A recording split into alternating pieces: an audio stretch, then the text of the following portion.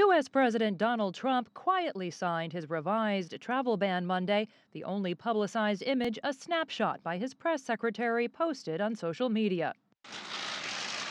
It was a noticeable break from Trump's first travel ban signing back in January, which led to chaotic and emotional scenes at global airports and raised concerns that it targeted visitors based on their Muslim faith. The new order affects these 6 majority Muslim countries, but excludes Iraq. It suspends new visa applications for 90 days beginning on March 16th.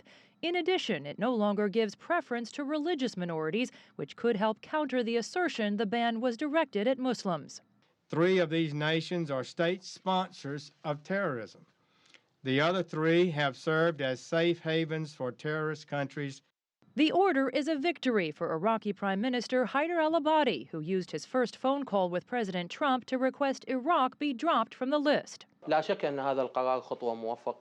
decision is a successful and positive step in the right direction to enhance the relation and strategic partnership between Iraq and the U.S., especially in countering terrorism.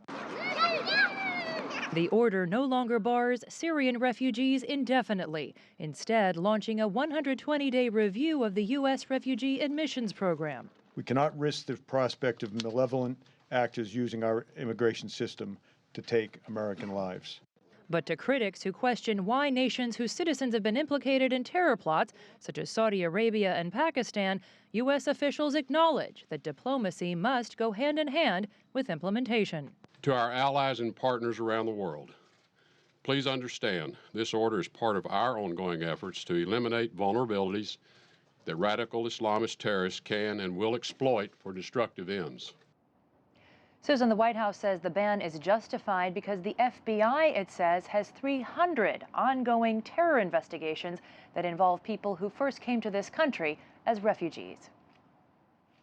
So, Jessica, there was obviously a big pushback from President Trump's first ban. What's the reaction to today's? Well, there's a lot of reaction on the Hill, as you can imagine, but also from civil liberties groups, the ACLU in particular, saying that this ban still has the same flaws, is still unconstitutional, and still discriminatory against Muslims, leaving open the possibility that it could also take its views to the courts and try to block this new order as well. Susan? Thank you for that, Jessica Stone.